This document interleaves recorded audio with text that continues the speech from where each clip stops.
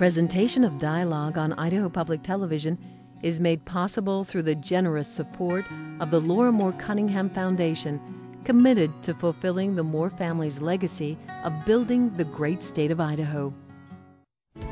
Coming up, when you go to the voting booth this November, you'll have the opportunity to change Idaho's constitution, or not.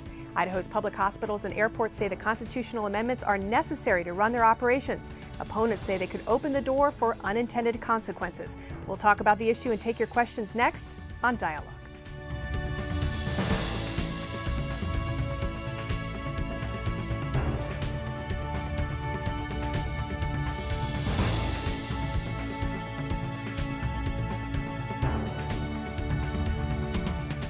Hello and welcome to Dialogue. I'm Marcia Franklin. You're already hearing a lot about candidates on November's ballot, but did you know that you'll also have the opportunity to vote on changes to Idaho's Constitution? Tonight we'll talk about 3 of those proposed amendments in depth. All of them change Article 8, Section 3 of the Idaho Constitution, which deals with how and when local governments can assume long-term debt. Specifically, they address the ability of public hospitals, airports, and power plants to incur long-term debt without a vote of the people if certain conditions are met. Now, here to discuss the issue and take your calls is Senator Joe Stegner of Lewiston, who was the floor sponsor in the Idaho Senate of all 3 proposed amendments. Welcome to you. Thanks for driving down. Thank you very much, Marcia. Also joining me is Dave Frazier. He's a Boise-based photojournalist and owner of the Boise Guardian, a blog site. He opposes the amendments. Thanks for being here. Pleasure to be here. Now, a lawsuit Mr. Frazier won against the city of Boise in 2006 was the genesis for this debate. Now, I should note that before we begin, there is a 4th proposed constitutional amendment on the ballot, which allows the University of Idaho to charge tuition. The Idaho Constitution currently allows the school only to charge fees, the uses of which are restricted. For instance, they can't be used for teachers' salaries. This change would bring the university in line with other public colleges in the state, which can charge tuition. Senator Stegner is also the sponsor of that legislation, and if we have the opportunity towards the end of the program, we'll talk about it. But do you have questions about the proposed amendments regarding long-term debt and local governments, or a point of view on them? Give us a call toll-free at 1-800-973-9800. Before we begin our conversation, let's take a look at the specific part of the Constitution that we're talking about. And that, as I mentioned, is Article 8, Section 3 of the Idaho Constitution. It states, in part, that no subdivision of the state shall incur any indebtedness or liability exceeding the income and revenue provided for it for such year without the approval of 2/3 of qualified voters. Now, subdivisions of the state can incur debt for what are called ordinary and necessary expenses authorized by the general laws of the state. So what we're talking about today are 3 proposed constitutional amendments that would change this article and section of the Idaho Constitution. And let me start first with you, Mr. Frazier. As I mentioned in my introduction, the start of this, or the genesis of a lot of this, came from a lawsuit that you filed against the city of Boise regarding some structures it wanted to build, including an airport parking garage. That's correct. Why did you get involved? What did you see that you did not like that you felt violated this section of the Constitution? Well, actually the first case was a police building that was proposed by the city of Boise, and they proposed to do that without a vote of the people.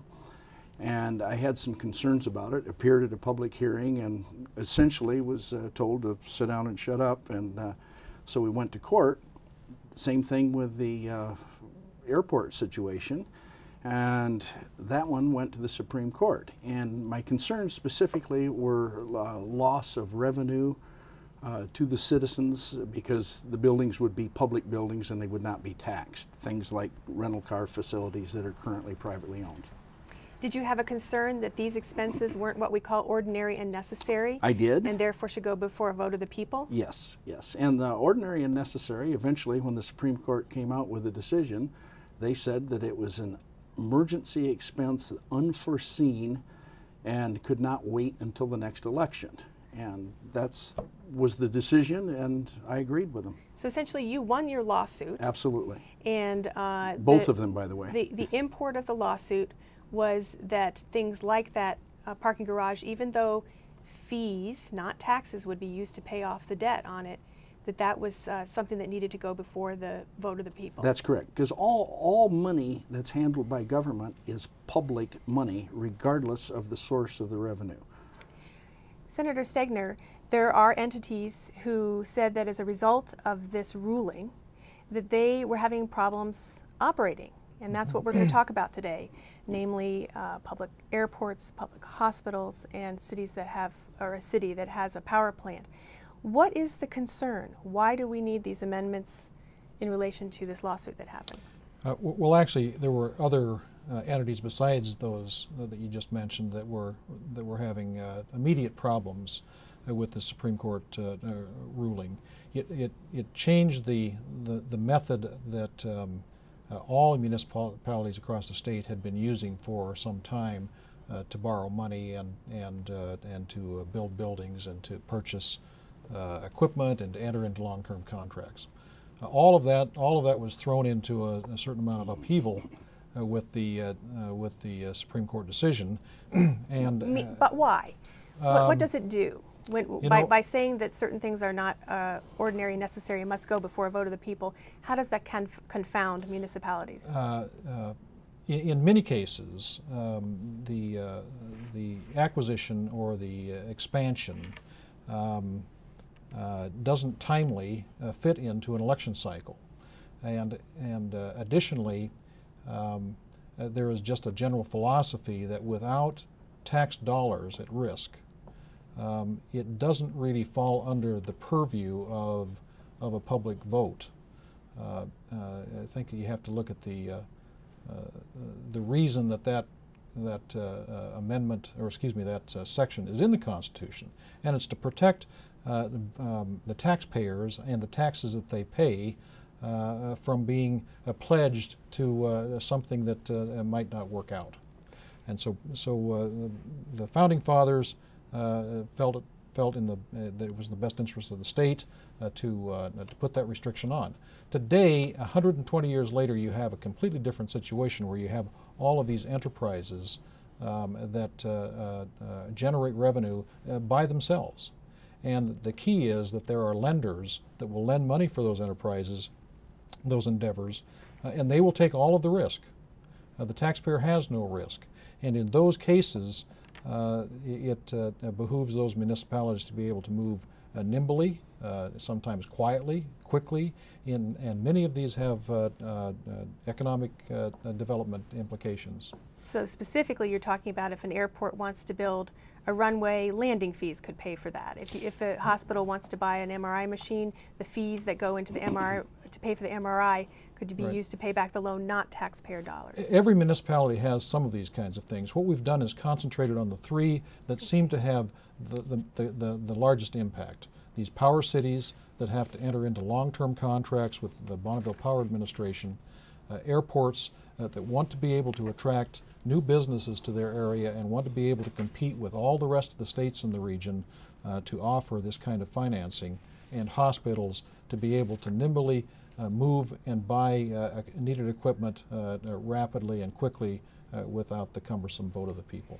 Well, I know you want to have a response, but let's do it as we work our way through these amendments so that when people see them, they know what they are. Let's first start with HJR, which stands for House Joint Resolution number 4. That deals with hospitals, as we just talked about. This amendment would allow public hospitals to incur indebtedness or liability to purchase, contract, lease, construct, or acquire facilities, equipment, technology, and real property for healthcare operations. However, no ad valorem tax revenues could be used for such activities. Mr. Frazier, you oppose this amendment and the other ones we're talking about today. Why shouldn't hospitals be able to, purchase a machine that's or get a loan to purchase a machine that's very expensive and then pay it back with the fees? They're certainly welcome to do that, and the law currently allows them to do that with 2/3 assent of the voters.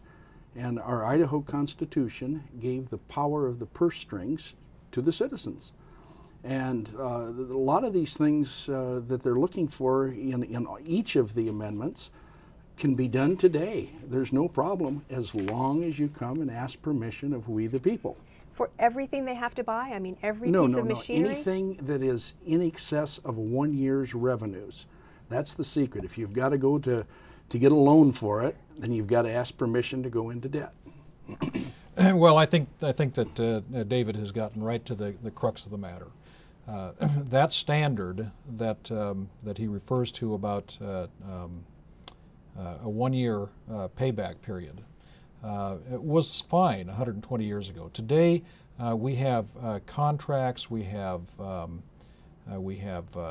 any number of things that would logically be financed over a longer period of time than that.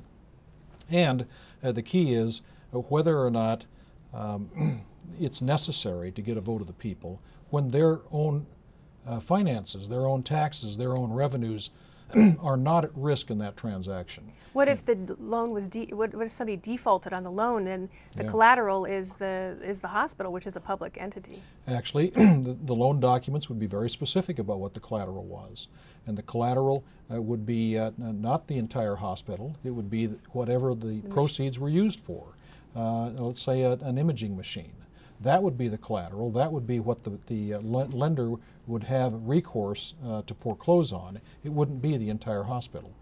And I would agree with that. The collateral, the security for the loan is whatever it was loaned for. And in the case of small things like, excuse me, MRI machines and things like that, it's not so important. But you're talking, a lot of these hospitals are looking at $200 million expansions and things like that, and the public's assets are put at risk. That's the whole issue, because a bank is certainly not going to loan unless they have some security. Could I comment on that? If first of all, I don't think that there are that many of our community hospitals that are looking at $200 million expansions, and the crux of the matter is that if they are, it might be very difficult to get a lender to loan that money. Exactly. And if you can't get a lender to loan that money, no bonds would be issued.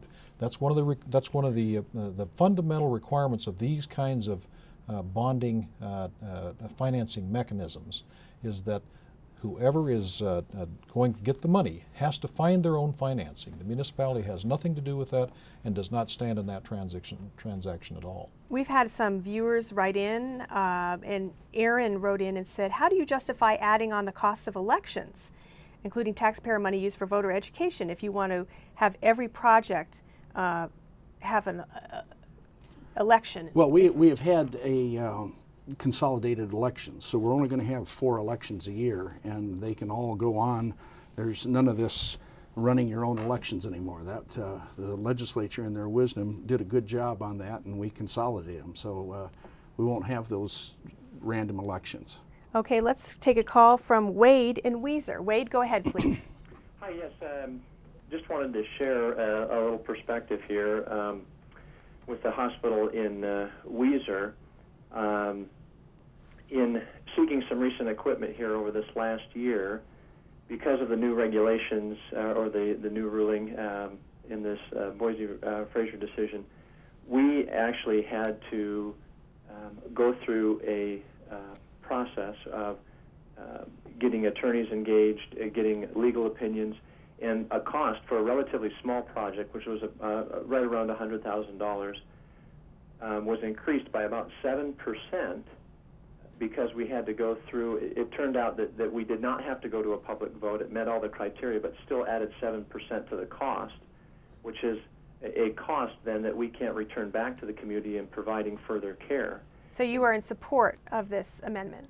Absolutely, without question.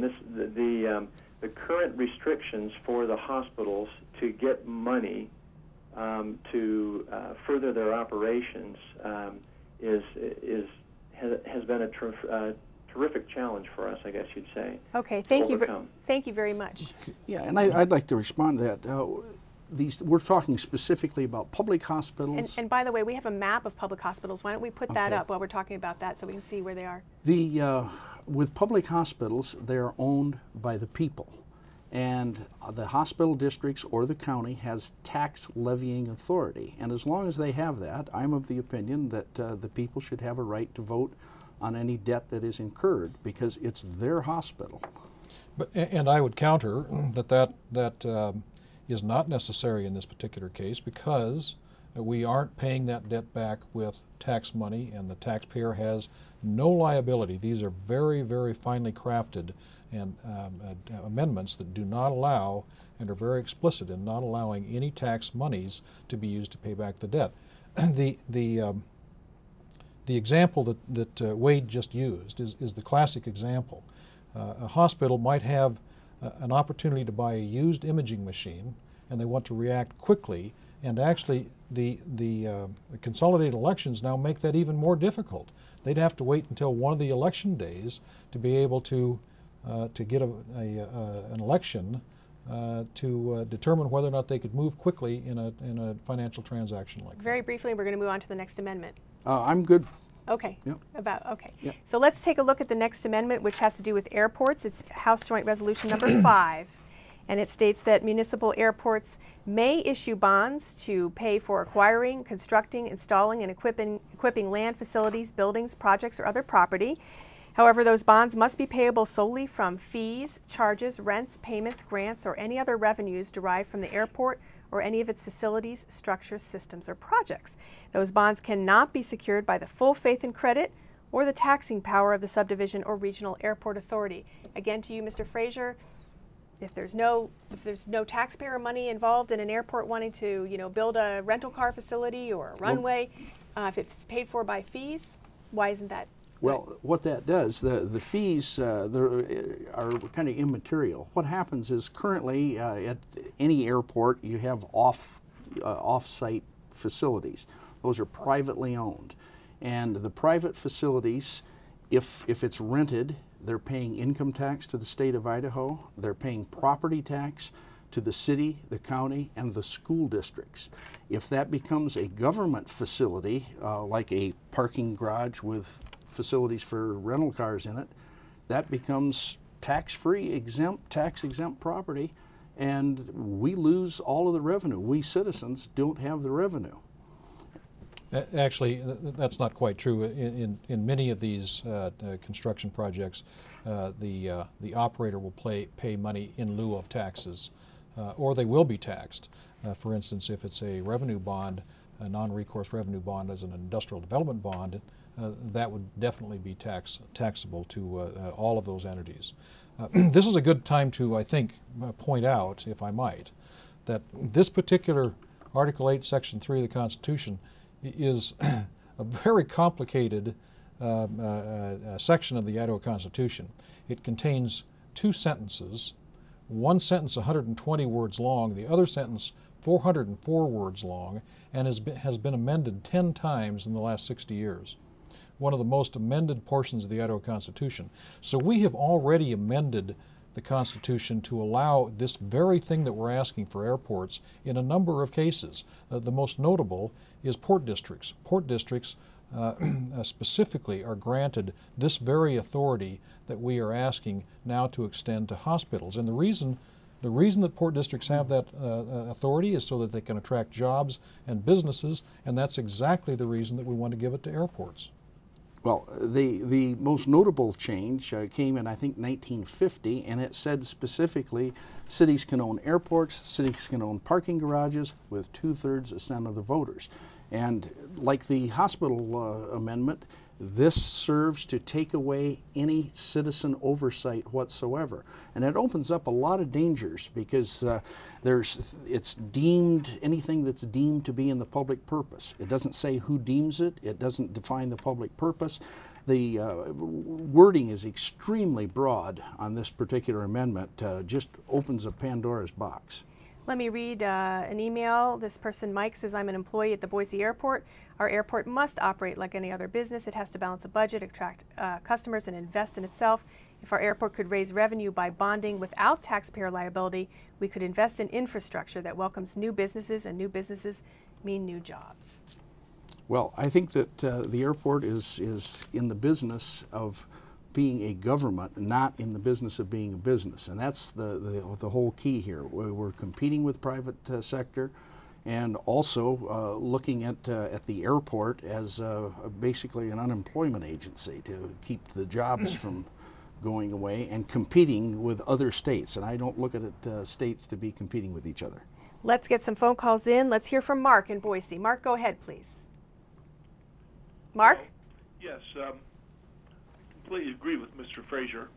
Unfortunately, Mr. Stegner is way off base. I'd like to point out to him that 230 years ago, this country fought a war against a king over this very same issue that we're talking about this evening. Even though it's on a federal basis, it still applies to the state to the state. Mr. Frazier is correct in saying if you have a public entity that's looking for money, you need to come to the people to get their assent. Taxation with representation. Absolutely. Mr. Stegner can't seem to get that one clear. Thank you, Mark. We've got to move on. Thank you so much for your call. Let's get a response. Well, I don't think Mark is accurate. Is this taxation without representation? Heavens no, it's not taxation at all. That's the entire point.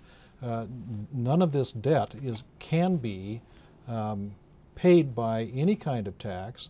The taxpayer has absolutely no liability, and what Mark was saying might make some sense if we were talking about allowing municipalities to borrow money and pay it back with taxes, but this is not the case. In every one of these amendments, it is very specific in prohibiting tax monies from being used and generating only revenues derived from the project. The Republican Party in its platform this year came out against this particular HJR 5, saying it's one of the most alarming proposals our Constitution has ever faced. Such a change would open the floodgates of overly optimistic projects that would be paid for by escalating fees paid for by the citizens. I couldn't disagree more. I think this that's is with your own party. I disagree. I disagree with the platform. I said so at the convention. I think it's a complete exaggeration of what this is attempting to do. I believe that this particular amendment could benefit potentially every airport in the state of Idaho if they so chose to use this as a financing method, and if they could find businesses that could be attracted. But particularly Boise is losing businesses right today, and they have now for 3 years, because they can't compete with the regional airports that have this kind of financing available. Spokane, Reno, Nevada, Portland, Oregon, Salt Lake City, Utah. All of those states have this very, very specific limited financing capability. I would say that Senator Stegner should make his case before the people. That's something that the city of Boise has never done. They were told to come to the people by the Supreme Court, and they have never done that, and they were never turned down. And we're kind of going after a sparrow with a machine gun here to take away the right of people to vote and just eliminate it completely. Let's take a call from Jim in Eagle. Jim, go ahead, please. Oh, good evening. Hi. A question on these, in the event that these projects are unable to service the debt that they've borrowed, what becomes of the asset, and what rights does the lender have? Thank you very much for your call. Okay. It's very, very specific. If the revenues fail to pay back the bonds, the bondholder has the very obvious option of foreclosing on the asset that was financed with the bonds. It's very detailed in the bond So they might end up owning a parking garage, or they might end up owning an MRI machine. That's exactly right. Are you okay with that? No, that's the whole problem. These things should be done with the full faith and credit of the voters, the assent of the public, and I mean, can you imagine having somebody own the parking garage or the terminal building at the airport? It's not clean financing. It's the same thing that you have when you've got someone that co-signs for a car loan. Who owns it? Who's liable? Who the police come after? It's an absolute nightmare. I disagree. I think it's very, very specific. Bond documents for these kinds of transactions are complicated issues. They are very specific in how they operate, and I think the collateral is adequately covered. Let's get to the last constitutional amendment on the ballot, and for you calls holding, we'll do a web extra, so stay holding on the line. HJR 7, this deals with so-called power cities, which right now is Idaho Falls, right? Cities that own, 11 cities own power generating facilities. Exactly okay, right. So it says municipal electric systems may issue revenue bonds with a majority vote of electors to acquire, construct, install, and equip electric generating, transmission, and distribution facilities. They can incur indebtedness or liability to purchase, share, exchange, or transmit wholesale electricity. The debt or liability must be payable solely from the rates, charges, or revenues from the electric system and not secured by the full faith and credit of the taxing power or the taxing power of any political subdivision. Make you more comfortable that in this instance there's a 50% vote here? There is for the generating right. capacity. However, for the long-term agreements, there is nothing. And Idaho Falls was just turned down by the Supreme Court because their agreement was 17 years that they were trying to get passed. And we've got 200 wind generators that are coming online very soon in southeast Idaho. And if they were obligated to a 17-year agreement with Bonneville Power, it'd be pretty hard to change that agreement after it's already signed into effect. Burley had a vote of the people, and they passed it. There's no problem. We can do these things if you allow the people to vote, and they'll do the right thing. Actually, again, I disagree with David. The value in this is allowing municipal companies like the Idaho Falls Company to enter into these long-term power agreements with Bonneville. Without that, they jeopardize getting the best rates and the best deals they can from Bonneville, and it will ultimately potentially cost the consumers more in those communities. And we do have an email from a man who says, I'm in favor of this, I'm conservative, and take seriously any suggestions to change Idaho's constitution. However, this allows municipalities the ability to ensure electric consumers that they have access to low-cost renewable energy from BPA and access to other energy providers. This from Brian, who says he supports this. As we close, let me ask both of you, people are going to go into the voting booth, they're going to be confused potentially by these. Why should they not pass them over? Why should they vote on them? And in your opinion, vote no. They should vote on them to defend the Constitution. And I would point out that there have been no citizens groups, no individual citizens who have come forth to the legislature and said, you know, we just don't want to vote anymore, and we'd rather have the city council and the county commissioners take care of it for us. They haven't done this. This has all come from the cities and the hospitals. And in my opinion, one of the prime movers behind the movement is the banks, because the banks are the ones that benefit from it. And why, in your view, should people vote and vote affirmatively? Because these are very narrowly crafted amendments that deal with very, very specific issues and represent the competitiveness and the marketplace 120 years after statehood. That the current restrictions are cumbersome. They cost our taxpayers money, and we owe it to those good municipalities to try to ease their burden.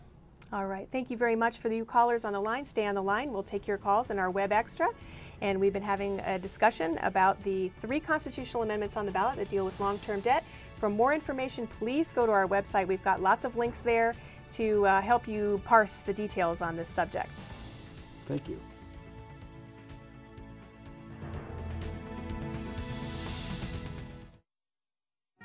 Presentation of dialogue on Idaho Public Television is made possible through the generous support of the Laura Moore Cunningham Foundation, committed to fulfilling the Moore family's legacy of building the great state of Idaho.